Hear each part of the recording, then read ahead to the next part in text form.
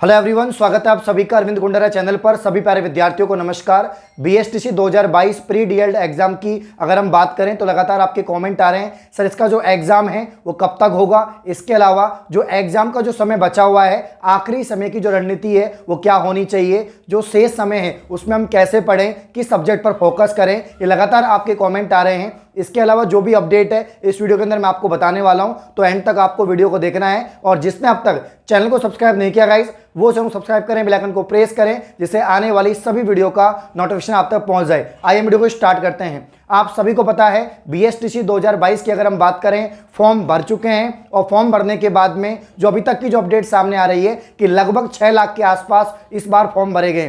पिछली साल की तुलना में इस बार काफी अधिक यहाँ पर फॉर्म आपके भरे गए हैं। टोटल यहाँ पर पूरे राजस्थान प्रदेश में 372 आपकी कॉलेज हैं, इंस्टीट्यूट हैं, जिनके अंदर 25,000 सीट है। 25,000 सीट की अगर हम बात करें तो इसमें 95% सीट अपने राजस्थान स्टेट के जो स्टूडेंट्स हैं उनके लिए है, और 5% सीट जो अदर स्टेट के जो स्टूडेंट हैं, एमपी के, यूपी के, गुजरात के, उन विद्यार्थियों के लिए है। तो यहाँ पर 25,000 सीट और 6 लाख विद्यार्थी, बहुत कड़ा मुकाबला होने वाला है। काफ़ी ज़्यादा कंपटीशन इस बार देखने को मिलेगा।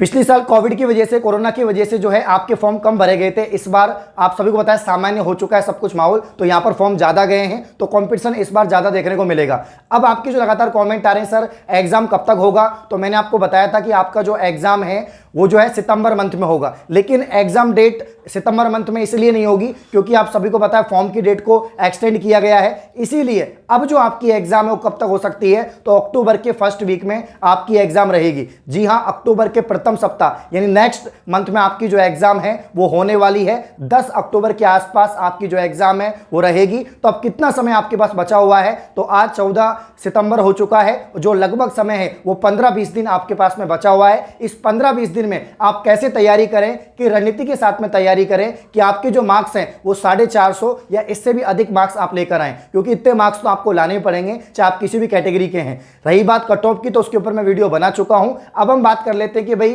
कौन कौन से सब्जेक्ट पे ध्यान देना चाहिए। ऐसे विद्यार्थी भी होंगे जो इंतजार कर रहे हैं कि भाई एग्जाम होगी तभी हम प्रिपरेशन करेंगे, उससे पहले हम प्रिपरेशन नहीं करें। ऐसे बहुत सारे विद्यार्थी होंगे, तो आपको इंतजार नहीं करना है। एग्जाम अक्टूबर के फर्स्ट वीक में होगी। फॉर्म भर चुके हैं, करेक्शन हो चुका है, सब कुछ हो चुका है। अब सिर्फ एग्जाम बाकी है, रिजल्ट आना बाकी है, काउंसलिंग बाकी है। तो एग्जाम अक्टूबर के फर्स्ट वीक में आपकी होने वाली है, ठीक है ना। तो जो भी 15-20 दिन आपके पास में है, इसमें जिस सब्जेक्ट पे आपको ध्यान देना है वो है आपके रीजनिंग, ठीक है। रीजनिंग पर ध्यान देना है। रीजनिंग के 50 सवाल आने वाले हैं। इसके अलावा शिक्षण अभिरुचि के 50 सवाल आएंगे। इसके अलावा आपके जीके के 50 सवाल आएंगे। और लैंग्वेज की बात करें तो जो संस्कृत वाले विद्यार्थी हैं उनको यहाँ पर 30 क्वेश्चन तो आपके हिंदी के करने हैं और 20 क्वेश्चन संस्कृत के करने हैं। वहीं अगर हम हिंदी मीडियम के स्टूडेंट की बात करें तो यहाँ पर जो हिंदी माध्यम से हैं उनके लिए आपको 20 क्वेश्चन तो करने हैं आपके यहाँ पर इंग्लिश के, और 30 क्वेश्चन हिंदी के करने हैं। तो 30 क्वेश्चन और 20 आपको 2 लैंग्वेज सब्जेक्ट चूज करनी होगी और उन्हीं को आपको करना होगा। तो कुल मिला के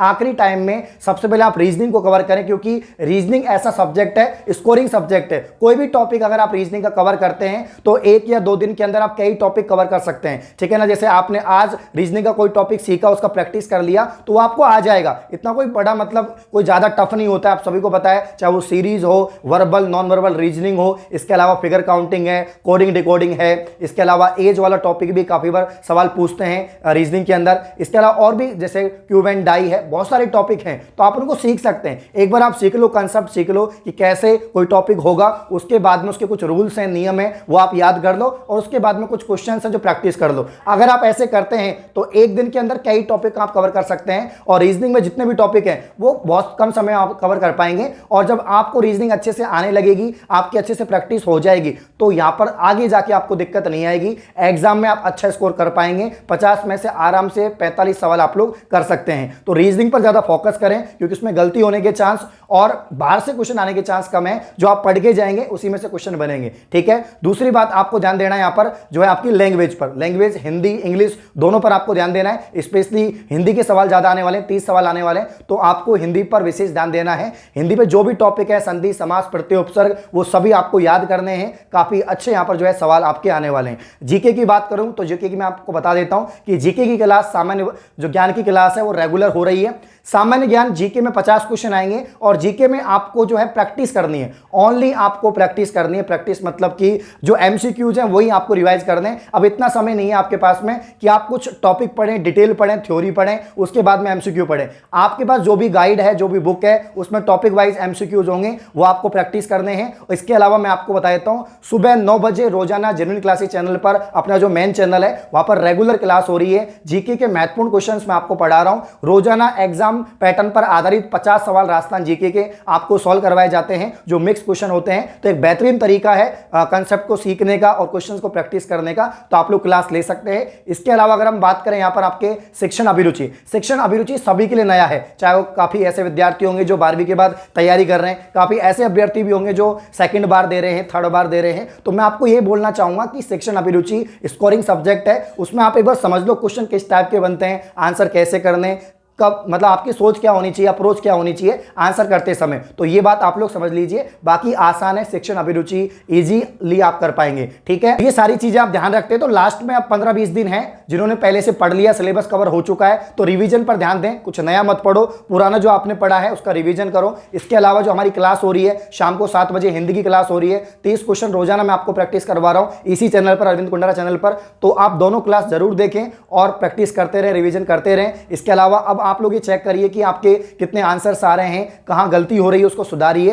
तो आखिरी समय में ये बात आपको ध्यान रखनी है। तो जितना ज्यादा रिवीजन प्रैक्टिस कर सकते हैं उतना आपको करना है। बाकी जो रीजनिंग है, जो आपका जीके है, जो आपका यहां पर शिक्षण अभिरुचि है, हिंदी है, मैंने आपको बता दिया आपको कैसे पढ़ना है। और आपका जो टारगेट है वो 450 होना चाहिए, तभी आपका नंबर आ सकता है। तो ये कुछ इन्फॉर्मेशन थी जो मैंने आपको बता दी है। लगातार आपके कमेंट आ रहे थे, तो ये बातें आपको ध्यान रखनी है। इस प्रकार की और वीडियो पाने के लिए आप चैनल को सब्सक्राइब करें। धन्यवाद।